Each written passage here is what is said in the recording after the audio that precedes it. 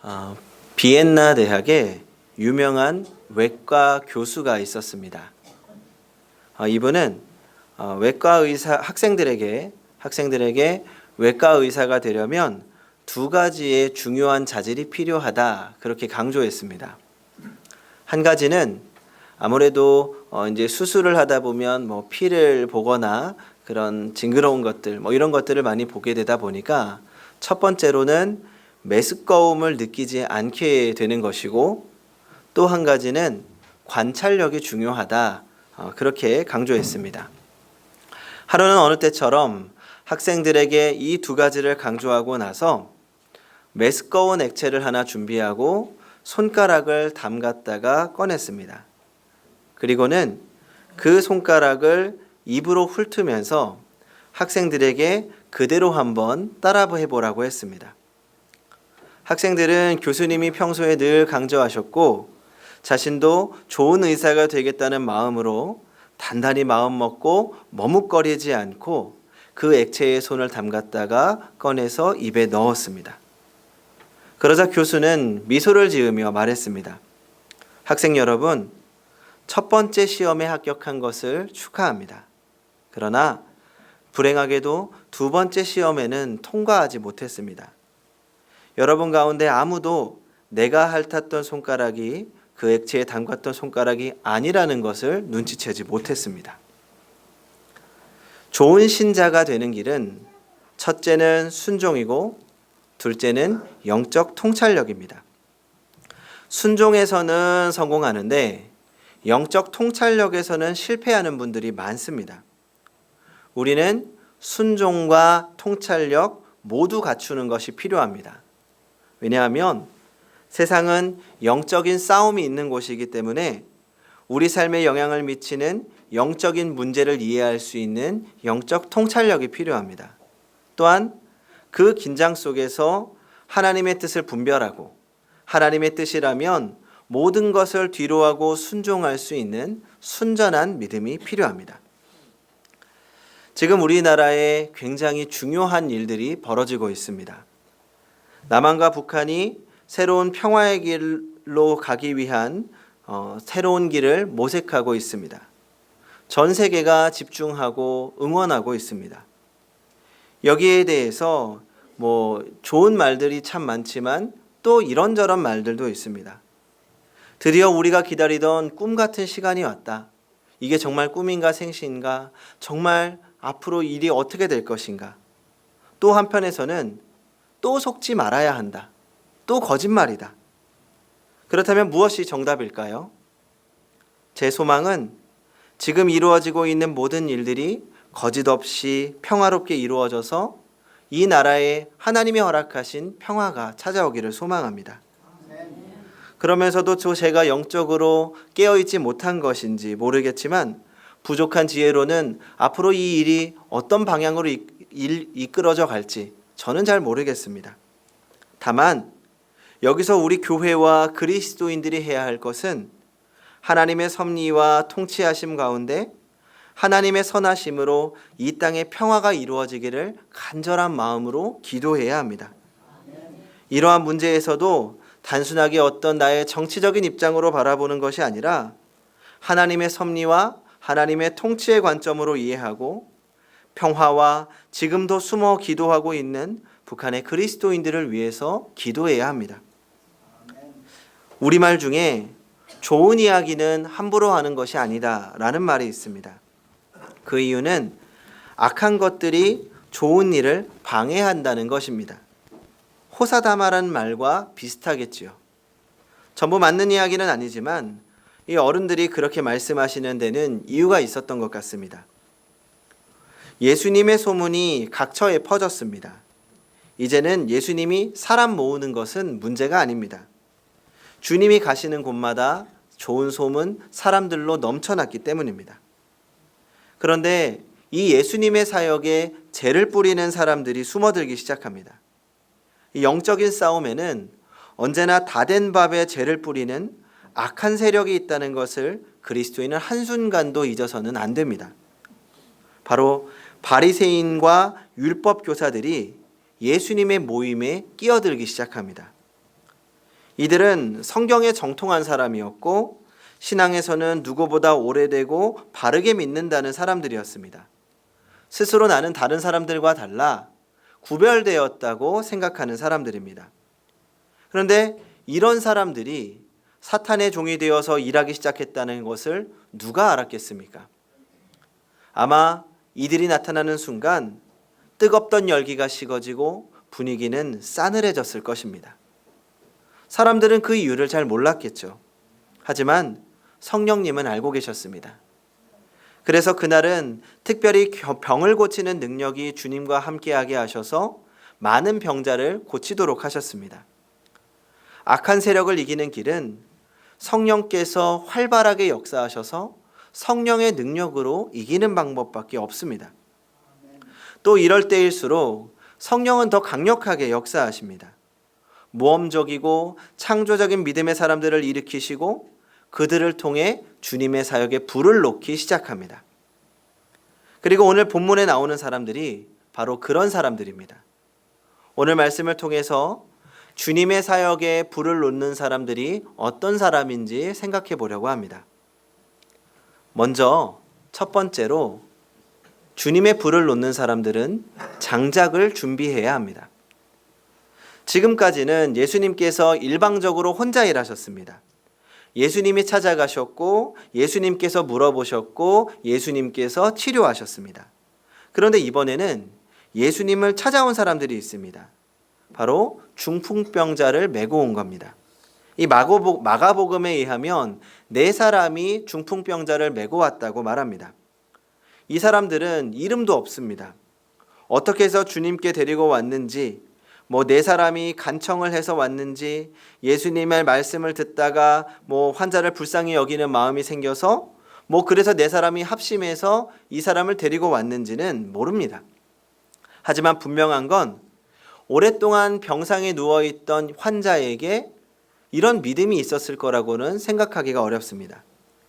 그렇다고 거부하는데 강제로 데려온 것도 아닐 겁니다. 그러니까 누군가 한 사람일 수도 있고 여러 사람일 수도 있고 예수님의 소문을 듣고 예수님이 일하시는 것을 보고 이 중풍병자가 생각나서 예수님의 이야기를 전했을 것입니다. 그래서 환자도 예수님의 소식을 듣게 되었고 예수님 만나기를 원하게 되었고 오늘 말씀에 이 자리까지 나아오게 된 것입니다. 그렇다면 오늘 중풍병자가 예수님께로 올 수 있었던 가장 첫 번째 이유가 무엇입니까? 중풍병자에게 예수님의 이야기가 도달했기 때문입니다. 중풍병자가 예수님의 이야기를 들었기 때문입니다. 성도 여러분, 주님의 사역에 불을 붙이는 일은 예수님의 이야기를 전하는 것으로 시작됩니다. 청소년 시절에 캠프파이어를 해보신 분들이 계실 겁니다. 저도 어릴 적에 교회 수련회에서 이 캠프파이어 모닥불에 불을 붙여놓고 찬양도 하고 이야기도 나누면서 은혜를 받았던 기억이 있습니다. 한번 오늘 생각하시면서 그때로 한번 돌아가 보시기 바랍니다. 저에게 있어서는 가장 기억나는 캠프파이어가 있다면 이 수련회 전에 자신의 죄를 적어보는 시간을 가졌습니다. 그리고 그 적은 종이를 가지고 수련회에 기도하면서 주님, 제가 다시는 이 죄를 짓지 않게 해주세요. 간절하게 회개하고 반복하지 않겠다고 다짐하면서 기도했습니다. 그리고 마지막으로 모든 친구들이 모닥불을 피워놓고 둘러앉아서 자신이 회개하고 기도했던 그 죄가 적힌 종이를 불에 태우면서 이제는 다시 반복하지 않겠다 하나님 앞에 약속하는 시간이었습니다. 캠프파이어에 그 죄로 적힌 종이가 불타오르는 것을 보면서 또 그 이야기를 나누면서 은혜를 받았던 기억이 있습니다. 마치 은혜가 전염되듯이 함께 불꽃을 붙였던 친구들과 은혜가 나누어진 겁니다. 은혜는 불꽃처럼 나타나고 불꽃처럼 전해지는 것 같습니다. 그런데 이 캠프파이어를 하기 위해서는 가장 먼저 무엇을 준비해야 됩니까? 장작을 준비해야 됩니다. 모양은 여러 가지입니다. 사각형으로 세워놓고 점점 위를 좁아지게도 만들고 삼각형으로 통으로 세워놓기도 하고 또 어떤 때는 특정한 모양 없이 이리저리 엉망으로 쌓아놓기도 합니다. 하지만 어떻게 쌓았든지 간에 장작은 장작일 뿐입니다. 불을 놓지 않으면 그것은 축제의 중심이 되는 캠프파이어가 아닙니다. 우리가 누군가에게 예수님의 이야기를 전한다는 것은 준비되어져 있는 모닥불, 장작에 불을 놓는 것과 같습니다. 처음에는 작은 불씨일지 모르지만 그 불은 점차 커지게 되고 모닥불을 불태우고 그 주위를 환하게 비춥니다.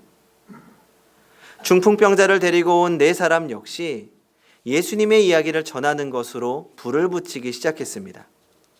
성도 여러분, 우리는 먼저 장작을 알아보고 장작을 준비해야 합니다. 그리고 하나님께서 말씀하시는 그 시기에 예수님의 이야기로 불을 놓는 성도님들이 되시기 바랍니다. 이어지는 말씀에서 그 불을 붙이고 불을 태우기 위한 노력을 보게 됩니다. 왜냐하면 이 불 붙이는 일이 절대 쉬운 일이 아니기 때문입니다. 네 사람이 환자를 메고 예수님께 왔을 때는 벌써 예수님의 계신 곳 마당부터 방까지 가득 차 있었습니다. 그래서 환자를 데리고 도저히 주님께로 갈 수가 없었습니다. 하지만 이들은 절망하지 않았습니다. 어떻게 하면 예수님께로 갈 수 있을까? 새로운 방법을 모색했습니다. 뜻이 있으면 길이 있다고 하죠. 우리가 원리만 알면 방법은 얼마든지 있습니다. 뜻만 바로 세우면 아무리 어려운 일도 해결의 길이 있고 헤쳐나갈 수가 있습니다.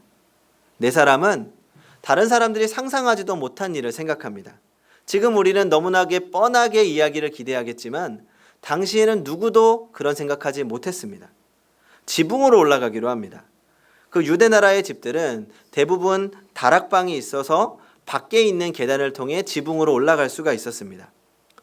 누군가 환자를 업고 지붕으로 올라갔을지 아니면 네 사람이 끌고 올라갔을지 그거는 알 수 없지만 어떻게든지 힘겹게 올라가서 지붕을 뜯고 환자를 주님 앞에 내려놓았습니다. 정말 대단한 열정입니다. 이들의 열정이 정말 쉬운 일이 아니었다는 겁니다. 누군가를 예수님께 데리고 온다는 것은 절대 쉬운 일이 아닙니다. 자신들이 아니라 누군가를 위해서 희생하고 귀찮은 일을 감당해야 했습니다. 제가 조금 전 예수님의 이야기를 전하는 것을 불을 놓는 것으로 비유했습니다. 예수님의 이야기를 전하는 것, 그것이 불을 놓는 것입니다. 그런데 중요한 게 있습니다. 불을 놓았을 때 불을 잘 붙게 하기 위해서는 그저 불을 놓는 것으로 역할이 끝나지 않는다는 겁니다. 그래서 오늘 기억해야 될 두 번째입니다. 장작은 장작인데 마른 장작을 준비해야 됩니다. 젖은 장작에 불을 붙이는 것만큼 어리석은 일도 없습니다. 아무리 센 불을 가져와도 잘 붙지 않습니다. 물론 엄청난 화력의 불이라면 어떨지 모르겠지만 그 화력이면 한순간에 재가 되어 사라지지 오랫동안 불을 피워둘 수는 없습니다. 그래서 젖은 장작이 있다면 잘 말려야 됩니다. 오늘 세상에는 젖은 장작과 같은 사람들이 많은 것 같습니다. 그러니까 저희 부모님 그리고 여기 계신 많은 어르신들 이런 성도님들의 세대까지는 이성이 굉장히 중요시되는 시기였습니다. 그래서 전도를 할 때도 하나님과 예수님에 대해서 그리고 우리가 예수님을 왜 믿어야 되는지 논리적으로 설명하고 합리적으로 이야기하면 그 이야기를 듣는 것만으로도 예수님을 영접하는 사람들이 많았습니다. 그게 사형리라고 하죠. 네 가지의 기준을 두고 전도지를 가지고 설명하는 것만으로도 그 자리에서 예수님을 영접하는 사람들이 많았습니다. 그런데 젊은 시대로 갈수록 그리고 그 이후 세대로 갈수록 점점 그렇지 않습니다. 점점 사람들이 감정적이고 체험적인 것을 중요하게 여기는 것으로 바뀌었습니다. 제가 오래전에 한번 설명드렸는데 이제 모더니즘 시대를 지나서 포스트 모더니즘이다 라고 이야기를 합니다. 그런데 이게 단어만 어렵지 쉽게 설명하면 과거에는 이성과 논리를 중요시 여겼고 지금은 감성과 체험을 중요시 여긴다는 겁니다. 그러다 보니까 점점 전도하는 방법이 힘들어지고 이제는 전도하기가 어려워졌다 이렇게 이야기를 합니다. 하지만 감성과 체험을 중요시 여기는 시대일수록 기독교인이 복음을 전하는 것은 훨씬 더 쉬워진 것 같습니다. 저는 이것이 오히려 기회라고 생각합니다. 왜냐하면 우리의 신앙은 단지 머리로 이해되는 신앙이 아니라 감성과 체험으로 이루어지는 신앙이기 때문입니다. 그 전도를 잘하시는 분들의 이야기를 들어보면 공통점이 있습니다. 그분들은 일단 전도하고 싶은 대상이 있으면 가장 먼저 기도를 하고 그 다음에는 그들과 소통하기 위해서 노력합니다. 인사를 자주 나누려고 노력하고 선물을 가져다 주기도 하고, 어떤 분들은 누가 집 근처로 이사만 오면 이사하는 날 가서 아무 말 없이 도와준다고 합니다. 근데 사실 현대인들은 이유 없이 주는 도움을 별로 좋아하지 않습니다. 믿지 않습니다. 반드시 대가가 있다고 생각합니다. 그래서 누군가 나에게 아무런 이유 없이 잘해주면 좋으면서도 뭔가 이 사람이 나에게 뭔가 가져가려고 하는 것 아닌가 하는 의심이 들 수밖에 없다는 겁니다. 그런데 이것도 사실은 처음에만 그렇습니다. 처음에는 의심합니다. 처음에는 이 사람이 나한테 뭔가 가져가려고 하는 건가 하지만 끊임없이 관심을 갖고 이야기하고 선물하고 조건 없이 사랑하다 보면 어느새 신뢰관계가 형성되는 겁니다. 의심을 넘어서 신뢰관계로 바뀌게 되는 겁니다. 그리고 지속해서 따뜻하고 관대한 마음으로 상대방을 대하면 자연스럽게 마음이 열립니다. 특히 요즘 같은 사회에서 무엇보다 이게 가장 중요합니다. 복음을 전하고 싶은 대상에게 내가 당신에게 관심이 있고 당신을 사랑하고 나는 당신을 조건 없이 이해하고 아낍니다 라는 걸 느끼게 해줘야 되는 겁니다. 물론 일방적으로 내가 원하는 것에서 끝나는 것이 아니라 상대방이 그렇게 느끼게 하는 게 중요한 겁니다. 아마 중풍병자를 데리고 온 사람들과 중풍병자는 모르는 사이가 아니었을 겁니다. 그들과 따뜻한 신뢰의 관계를 통해서 예수님의 이야기를 전했고 예수님의 이야기를 이해하게 되었고 그 관계를 통해서 예수님께로 데리고 오게 된 겁니다. 그래서 우리가 불을 붙이고 지속하기 위한 세 번째입니다. 장작이 마를 때까지 그리고 놓인 불이 잘 붙을 때까지 인내로 기다리고 지속적인 바람을 불고 또 기름도 부어주어야 합니다. 우리가 예수님의 이야기를 전하면 그때부터는 우리가 책임지는 것이 아닙니다. 우리가 예수님의 이야기를 전하면 그때부터는 누가 일하십니까? 성령께서 일하기 시작합니다. 그런데 성령은 절대 혼자서 일하지 않으십니다. 우리와 함께 일하십니다. 우리가 성령의 손과 발이 되어서 불을 크게 일으키는 바람과 기름이 되어야 합니다. 예전에 제가 우리 교회에서 이 청소년부 교육전도사를 할 때 이 초청잔치를 한 적이 있습니다. 너무 부담스럽지 않게 하려고 다른 행사 준비하지 않고 그냥 함께 예배 드리고 그냥 영화 관람을 하는 것으로 행사를 준비했습니다.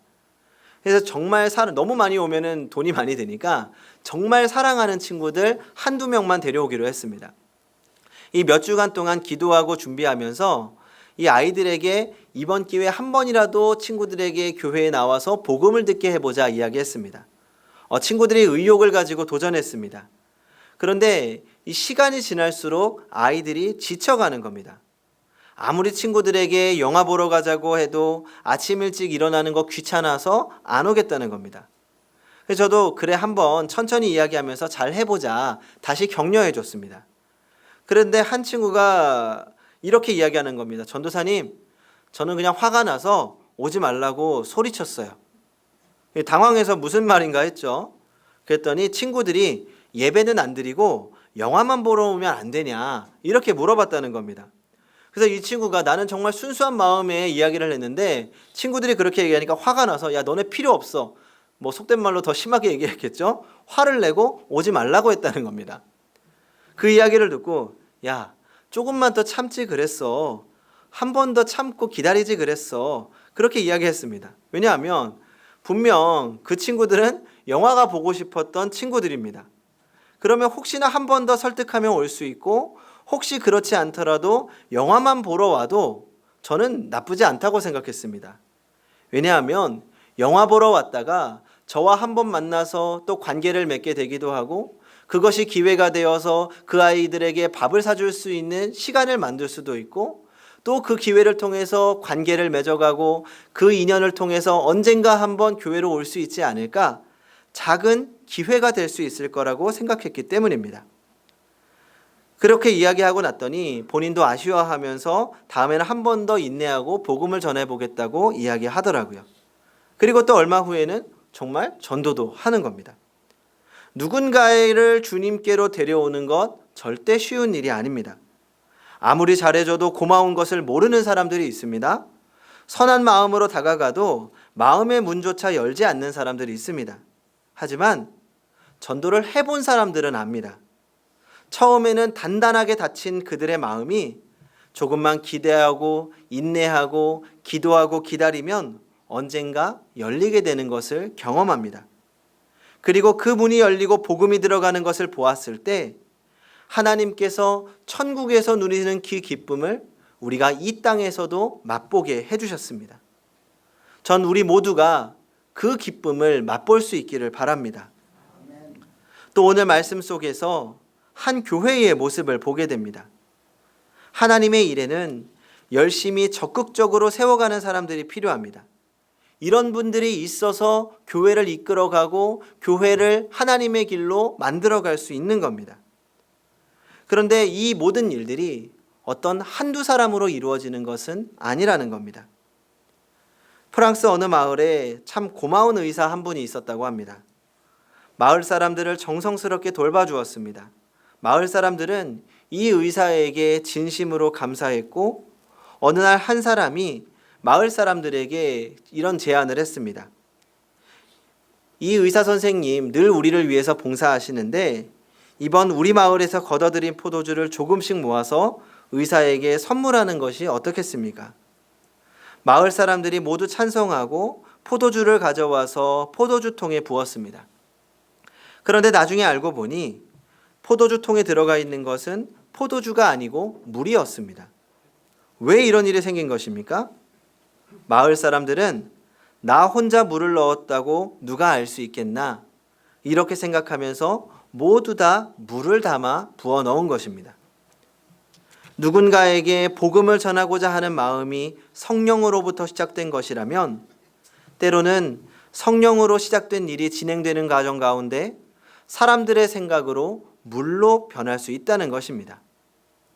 특히 이 시대에 움직이지 못하고 복음을 듣고도 자리를 옮기기 거부하는 마음의 중풍병자가 너무 많은 것 같습니다. 이러한 상황 속에서 나 말고 다른 누군가 주님의 불을 붙이겠지 라고 생각한다면 그것만큼 무서운 일이 없습니다. 주님은 지금 불을 붙이고 그 불을 함께 키워나갈 일꾼들을 찾고 계십니다. 전 여기에 모인 우리 모두가 그 불을 놓는 사람들이 될 것이라고 믿습니다. 주님께서도 우리를 기대하고 계십니다. 전 중풍병자를 데리고 온 4명의 사람들을 생각해 봅니다. 중풍병자가 있던 곳과 예수님이 계신 곳과의 거리가 얼마나 될지는 모르겠습니다. 아마 4사람이 한 귀퉁이씩 잡고 집 앞까지 왔을 것입니다. 그러던 중에 누군가 한 사람이 힘들어서 포기하고 손을 놓았다면 중풍병자는 땅에 떨어지고 말았을 것입니다. 우리 모두가 힘을 합쳐야 합니다. 혼자서는 어렵지만 나누면 힘이 됩니다. 지금 이곳에 있는 우리로 시작한 작은 불이 교회의 불이 되고 이 나라의 커다란 불이 될 것을 믿습니다. 성도 여러분, 이제는 내가 젖은 장작으로 살아가는 것이 아니라 믿음의 불을 놓는 사람들이 되시기 바랍니다. 그리고 이 땅에서 하나님의 나라를 이루어가는 성도님들이 되시기 바랍니다. 기도하겠습니다. 주님, 오늘도 여전히 주님과 함께 일할 자를 찾고 계시는 줄 압니다. 주님의 복음을 필요로 하는 이들이 많이 있습니다. 이제 우리가 믿음의 불을 놓는 사람이 되어 주의 복음으로 불꽃을 만들어 나가게 하여 주시옵소서. 시간과 인내가 필요한 것을 알고 기다리고 사랑하고 또 기다리며 또 사랑하며 작은 불을 놓게 하시고 그 불이 또 다른 불을 일으킬 수 있도록 도와주시옵소서. 부족하지만 주님의 은혜 가운데 늘 도전하고 또 도전하며 주님이 원하시는 인생을 살게 하여 주시옵소서. 예수님의 이름으로 기도합니다. 아멘.